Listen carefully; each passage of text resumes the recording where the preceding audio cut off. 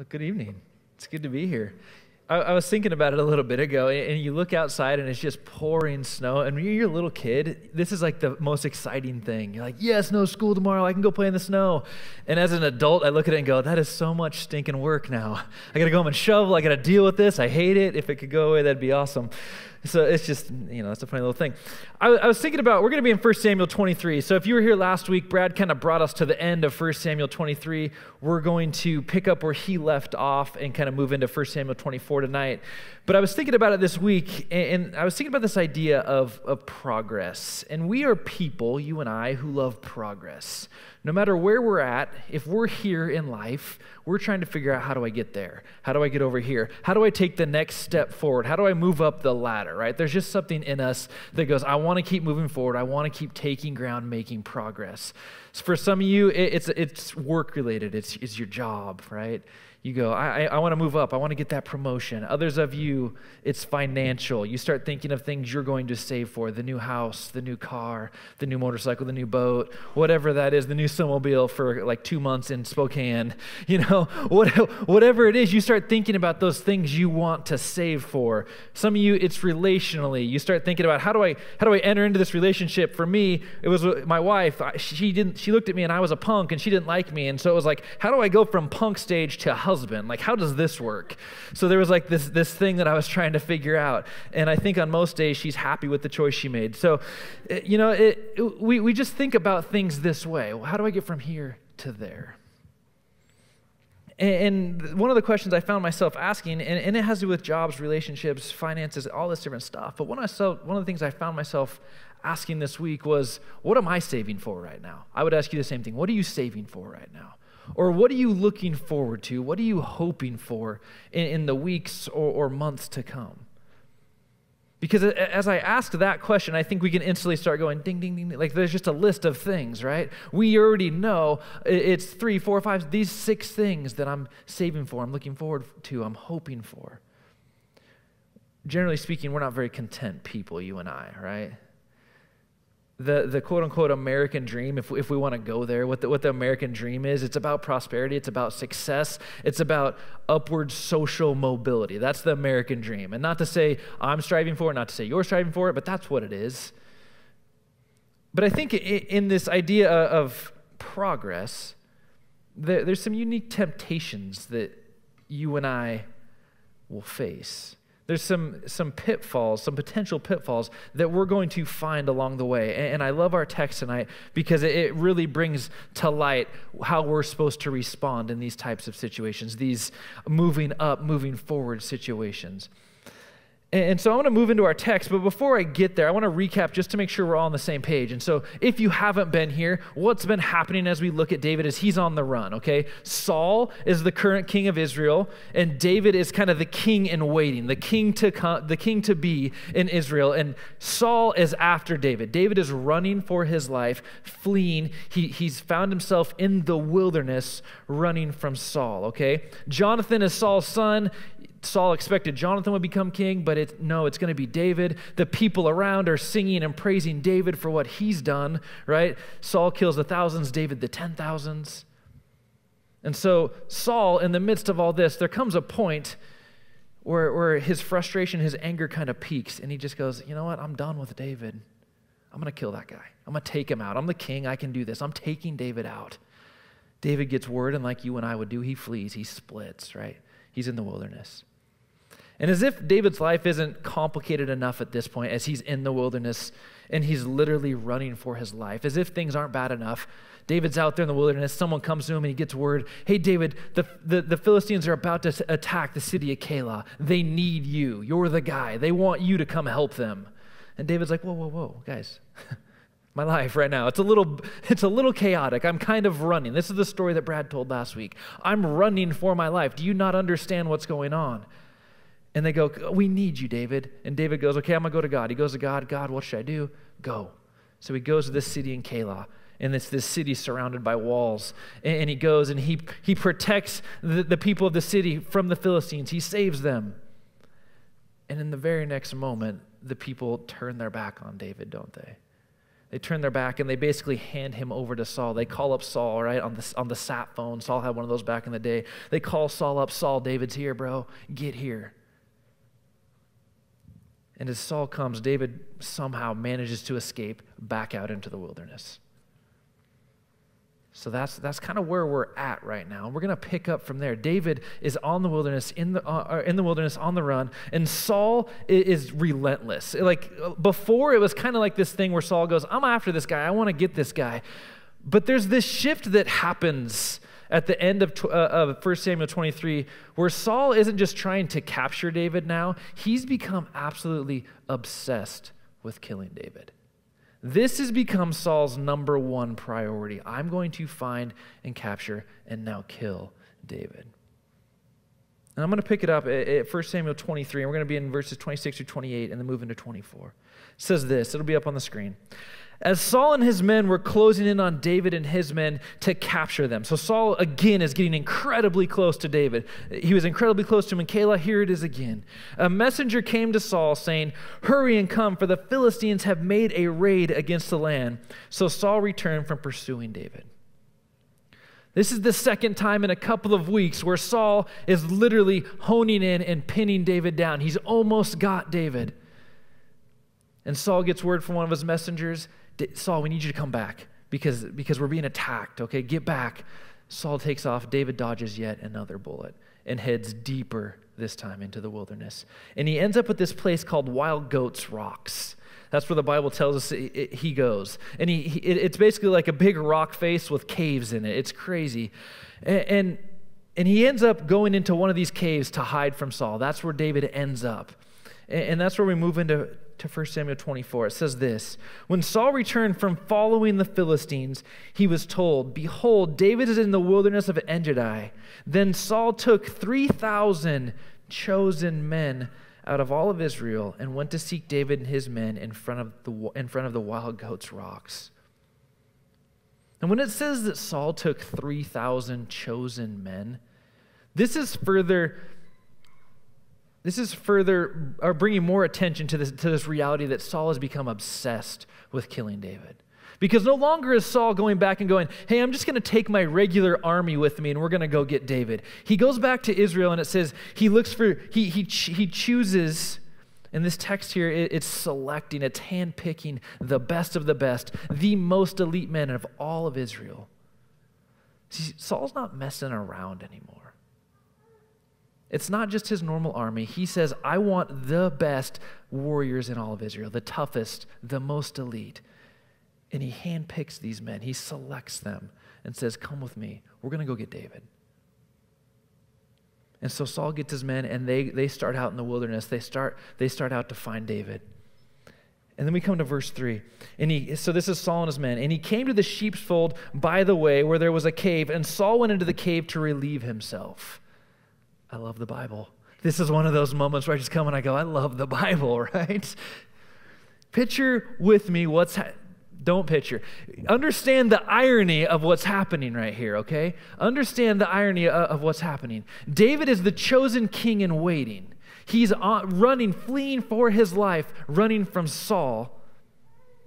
He's sitting in the back of this cave with his men. I picture David sitting in this deep, dark cave with his men in the inner recesses of this cave, and he's just sitting there, and I believe his men are just like, David, what are we doing? Like, why are we in the wilderness? Why are we fleeing? Why are we running? I don't want to do this anymore. And David just keeps going, guys, stay with me. Stick with me. Trust me, guys. There's going to come a time we're going to be in the palace. I'm going to be on the throne, guys. Trust me. Stay with me. Okay? This is going to happen. Saul's going to get delivered into my hands at some point, guys, and we're going to be on the throne, and I'm going to be in the palace. And they're sitting in this cave, and it's dark. Okay, picture yourself being in a dark room. What happens? When you go into a dark room initially, you can't see a thing. But as the longer they sit in this deep, dark cave, in the inner recesses, their eyes begin to adjust to the light, right? So they're just sitting there. They can see one another. They could see, if someone was to walk up to the cave, they would see with perfect distinctness that person walking up to the cave. If you and I were to walk up to the cave and look in, we'd see nothing, pitch black. He couldn't see anywhere. And as they sit there, they're talking, they're running for their lives. And none other than Saul walks into this cave. None other than Saul walks in. And not only that, he's putting himself in absolutely the most vulnerable position he could be in the moment, right? And Saul's going in to relieve himself, to use the bathroom. So here's Saul, walks into the cave where David and his men are, and he goes over to the side and starts using the bathroom. David, this is it, bro. Okay, David's men are instantly dumbfounded by what's happening right now. This is what you've been talking about. Go, get him. He won't even see it coming. Take him out. Now's your chance. Go, Dave, go. Right? His men are like, this is it. This is what you've been telling us about. Let's continue on in verse 3. Now David and his men were sitting in the innermost part of the cave. Too far. And the men of David said to him, here is the day which the Lord said to you, behold, I will give your enemy into your hand, and you shall do to him as it shall seem good to you. David's guys are going, this is it, man. There he is. Are you kidding me? This is literally what movies are made of right here. I mean, do you understand what's happening? This is amazing to me. Okay, and I was thinking about it this week. There's a couple ways this could have gone, right? Saul, he's walking with his men. He stops. Hey, guys, hold on. He goes up into this cave. Saul's gone a couple of minutes, right? He's out of this sight of his men. His men could no longer see him. He walks into this cave. Gone a few minutes. Saul walks in. David walks out. It's a bloodless coup. Saul's men are like, whoa, whoa, whoa, whoa, whoa, whoa, whoa. Where'd Saul go? What just happened? Take it a step further, okay? Saul, he walks into the cave, right? He's gone a few minutes. His men can't see him. Saul walks in. David walks out holding Saul's head. What's up now, fellas? Right? Now what, guys? I took out the king. What are you going to do? This is absolutely perfect. The opportunity was right there for David. There literally couldn't have been one single circumstance in this story that could have made this seem more like a God thing. It's unbelievable. You see, this situation in that cave on that day, it had all the makings of a God thing. God had promised David the throne. Certainly, David deserved the throne. Right? David had been on the run for months for no reason at all, in the wilderness, fleeing for his life. David's men quickly concluded, like you and I would, David, this is your moment. And if you know the story, you know that David doesn't go take Saul out. David doesn't go kill Saul. Why? I think in that moment, in that cave, David understood something that many of us wouldn't have understood. David understood something that many of us haven't understood in our own lives. And it's that when opportunities line up with our prayers and passion, it's difficult to exercise restraint. When opportunities in your life line up with your prayers and your passion, it's incredibly difficult for you and I to exercise restraint. When a circumstance, a situation, a relationship, a job, your finances, whatever it is, when it lines up with everything you've been praying for and hoping for, it's hard to not just jump at that first opportunity that's right there in front of you. You know why it's hard? Because it becomes emotional. As our prayers and passions come together, we kind of find ourselves in this little bit of emotional fog. Things get a little blurry. It gets a little harder to see. Things aren't as clear as they once were. I'll give you an example. Before moving to the South Hill, my wife and I, we built a house in far north. I call it far north Spokane. Technically, it was Colbert. From here, it was Canada. Okay, that's where we lived. It was a long ways away. It took me about 50 minutes to get home when I first started working here. But it was a great neighborhood. We were really excited about the opportunity to move out there. We had friends, several groupings of friends lived out there. We had some family that lived out there. My two godsons lived across the street from the house that we built. We were really excited about it. It was going to be a great opportunity for us. And But before purchasing the land to build the house, my wife and I, we started praying, God, please make clear if this is what you have for us. God, is this what you want for us? Do you want us to move out there? And as we prayed, here was our approach. We're going to walk through every single open door until we hit a closed one. God, if this is what you want for us, we're going to walk through open doors until we hit a closed one. And so that's what we did. We started walking through open doors.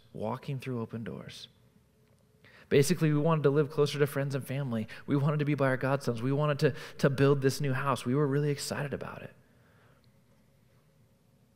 And it was absolutely great for the first 2 years. It was perfect. It was everything we had hoped for. It was everything that we had wanted it to be for the first 2 years. And then relationships started to erode a little bit.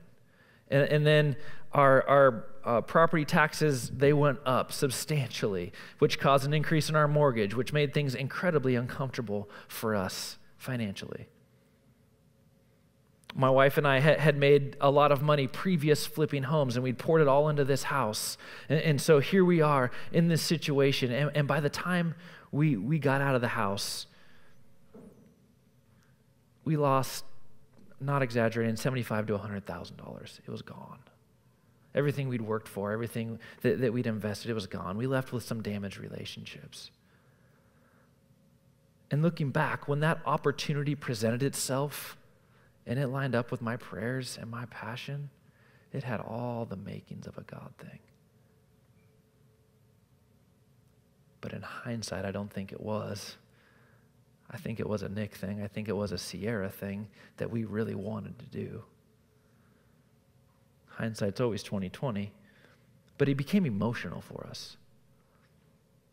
And in that cave on that afternoon, as David and his men were there and Saul walks in, this became an incredibly emotional situation. This was it. This was David's opportunity to claim the throne, to have the palace. And I've personally had to learn this the hard way. And I think David kind of had a little bit of understanding here. And it's this idea that opportunities in our lives have to be weighed against something other than the uniqueness surrounding them.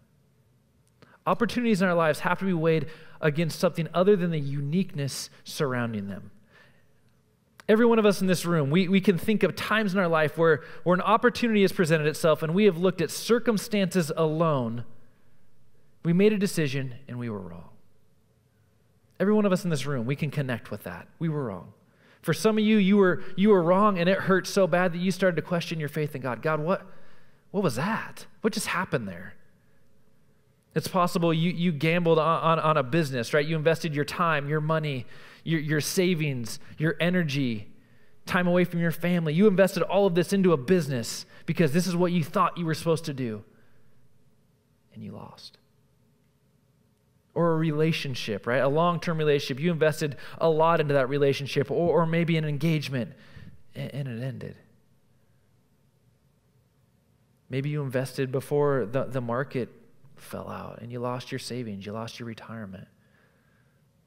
I know people that happened to. You know people that happened to. Things like this happen in our lives, and what do we do? What's our first reaction? God, why? Why'd you let this happen to me? God, why me? This had all the makings of a God thing. All I did was walk through the open doors. Why me, God? Opportunities have to be weighed against something other than the uniqueness surrounding them. What that means is an open door in your life, an opportunity in your life is just that. It's an open door. It's an opportunity. Too often, what we think when a door opens up in front of us, when an opportunity presents itself, too often what do we think? This has to be the providential hand of God providing for me, right? This is it. Especially when it lines up with our prayers and passions. Absolutely, God, you are so good to me. Here it is. And so how do you know? How do you know the difference? How do you know if an opportunity in your life is an opportunity that God has put in front of you that you're supposed to grab and take hold of, or it's just another opportunity? It's another open door. How do you know the difference? It goes back to a connection with God. You have to be connected to Jesus. Your ability to know if the door in front of you, the opportunity in front of you, your ability to know if that is from God is directly tied to your connection with God. And I know some of you right now are like, I was tracking with you, things were going really good, I was following you, and now we just went here. Okay, why are we going here right now? Why are we bringing God into this whole thing? Because that's the only way. That's the only way to know. For many of us, there are too many other thoughts, too many other people, too many other opinions, too many other things around us. We live in a culture that says if it feels right, do it. As long as you're happy, that's all that matters. That's what we're told. That's what we hear. There are too many things around. And in the midst of all of that, if you have no connection with God, if your connection with God is you coming in here on a Sunday and then we'll see you again next Sunday, what do you do during the week? What happens on Wednesday when a situation comes up? How do you process that if your connection with God is Sunday to Sunday? You see, there has to be more.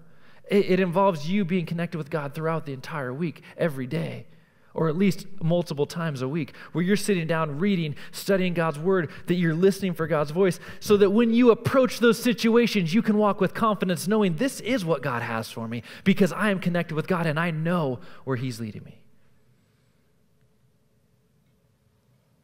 Because if there's no connection with God, what do we do when those situations come up, when those opportunities come up? We get caught up in the moment is what we do. We get caught up in the moment. And it's in those moments that your connection with God matters most. Because we either walk confidently when an opportunity, a door, a situation presents itself in your life and it lines up with your prayers and passions. You either walk confidently into that situation knowing this is exactly what God has for my life. Or what do? We walk into that situation and we approach that door and we go, God, I sure hope this one's from you. God, I hope this is it. And we know in those moments, don't we? If we're approaching the situation going, God, I sure hope this one's from you, we know, well, maybe it's not. But it was just so good. I couldn't pass it up. Or it was going to be gone tomorrow. I had to jump. I had to act. But if there's that connection with God, that's where the confidence comes from. We get caught up in the moment. Look at what David does. We're going to pick up in the second half of verse 4.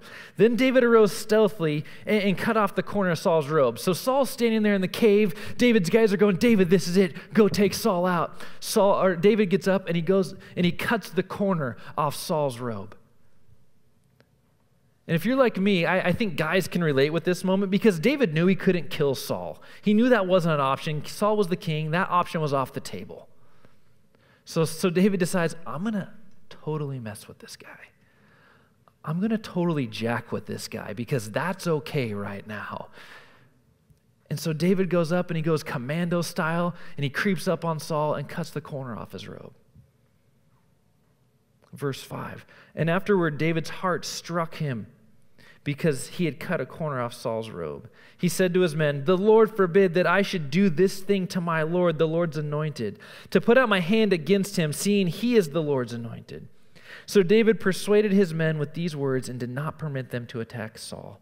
And Saul rose up and left the cave and went on his way. Why was David so distraught right there? He cuts off the corner of the robe. Why is he heart-struck? Why is he so upset? He didn't kill Saul, right? He did what a lot of us would do. If I can't kill him, I'm going to mess with him a little bit. And he didn't even do that. It wasn't even that bad. I would have taken it way further, right? I would have cut the corner of his robe off, disappeared back into the dark. Saul, I'm going to kill you, right? I'm going to get you. What the, I would have started messing with him, taking it even further than that. All David did was cut the corner off his robe. Why is he so upset? You see, David got caught up in the moment of the situation. And I think David realized something in that moment. And I think he realized he was compromising his character in order to make a point to Saul. David started compromising his character in order to hold up the piece of Saul's robe and go, bro, I could have killed you. It's right here. I could have done it and I didn't. He's trying to make a point, but in that, he starts compromising. There are times when we get caught up in the moment, don't we? And we know we can't kill that other person. We know we can't tell our boss off at work this week, or at least you shouldn't. Right? We know we can't make that person who owes us money pay back the debt. We know we can't make our former spouse or that long-term relationship, we know we can't make them suffer the way we've suffered, or at least we shouldn't. Right? That person who's talked poorly about you to others and essentially in some cases tarnished your reputation, you know that we can't make them suffer the way we've suffered. But if we can just make them look bad, if we can just mess with them just a little bit, if we can just cut the corner off their robe, then we start to feel justified just a little. You see, Saul's robe was a symbol of his divinely appointed office. Okay, Saul's robe was kind of a big deal. It identified him as king of Israel. Okay, there was a lot of symbolism that came with this robe that he was wearing. He didn't just go to his closet that day and go, yeah, this robe looks good today, and put it on and walk out. No, he wore this robe every day as king of Israel. It was very symbolic. And so by cutting off the corner, David was essentially making Saul look like a fool. Don't forget who Saul is.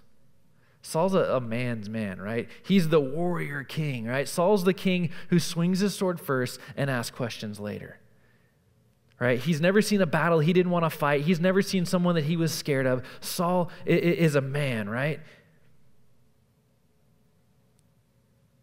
And David was able to sneak up behind this warrior, get close enough to cut a corner off his robe, and disappear without him even knowing. What do you think Saul's men started thinking? What do you think they would have been thinking in those moments? Saul's slipping a little bit.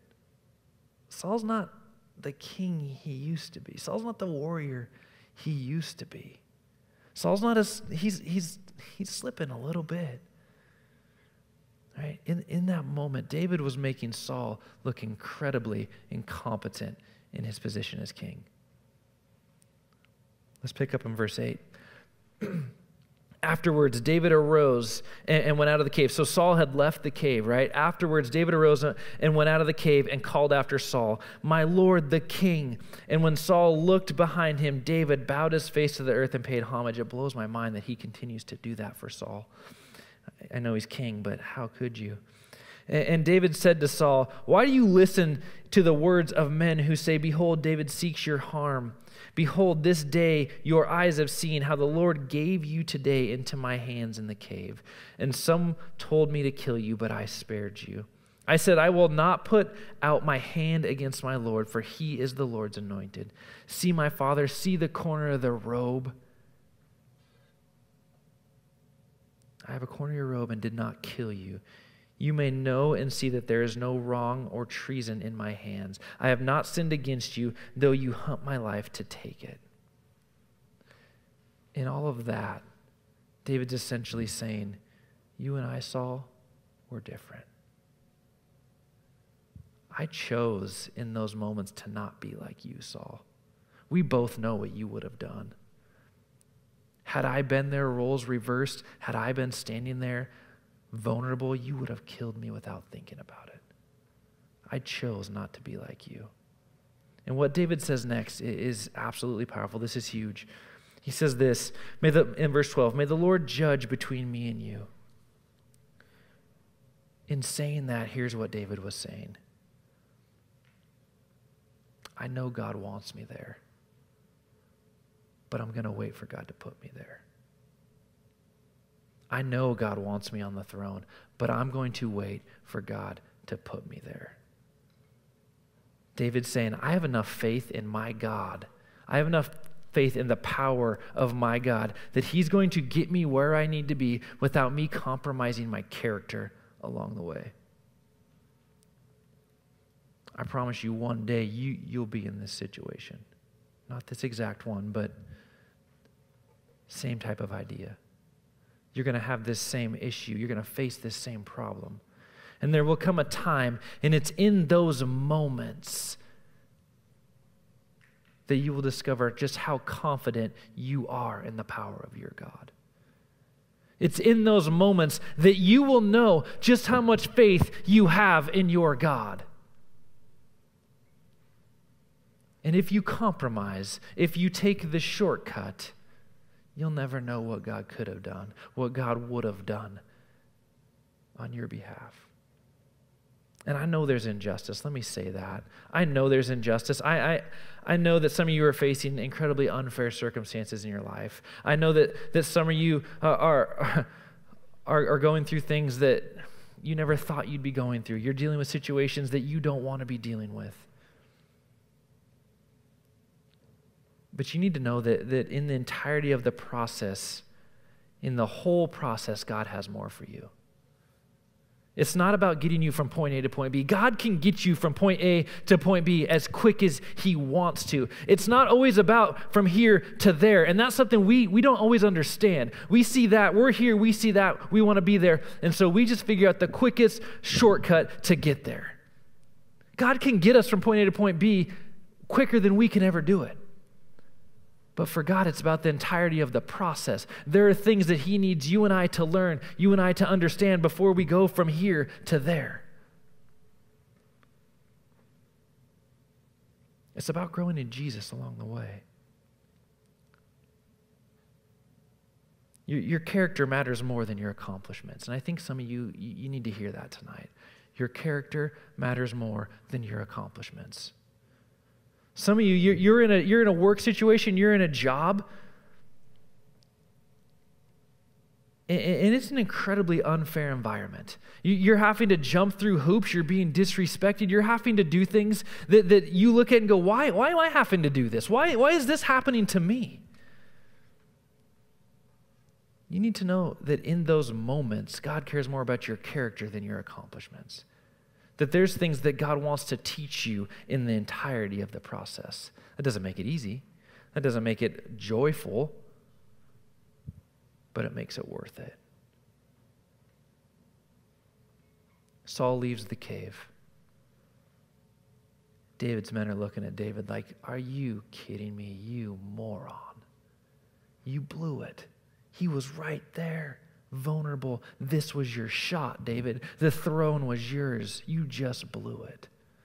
Now we got to continue on fleeing in the wilderness. Thanks, David. Good move, dude. Here's a spoiler alert. If you don't know where the story goes, here's how the story ends. And I'm jumping ahead a few weeks. Brad's going to get there, so I'm not going to spend a lot of time. But some weeks later, Saul and his armies engaged in battle with another enemy. And this enemy is pushing Saul and his men back. Saul and his men are getting essentially pinned down. Right? The enemy keeps approaching more and more, and things go bad for Saul and his men. And as they get worse, and as the enemy pushes in on Saul and his men more, Saul's army, his soldiers, surround him. And they essentially say, Saul, we're going to protect you. We'll take the bullet. We'll take the arrow for you. King Saul, you're safe with us. And so they surround King Saul. And as the enemy pushes in on this day, there's one lone archer who pulls back and fires one lone random arrow. And it somehow splits Saul's men, finds a crack in Saul's armor, and it injures Saul, later kills him. And that's it right there. God said, this is my time. This is how it's going to end. David, I didn't need you to compromise. I didn't need you to take shortcuts. I didn't need you to take things into your own hands. I just needed you to let me be God. David, I'm capable of getting you from where you are to where you need to be, from where you are to where I've promised you. I'm fully capable of getting you there. And this is how I'm going to do it. We love progress, right?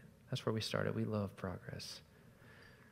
But in the midst of that, you need to know that God is capable of getting you from where you are to where you want to be. God is capable of getting you from where you are to where he's promised you would be.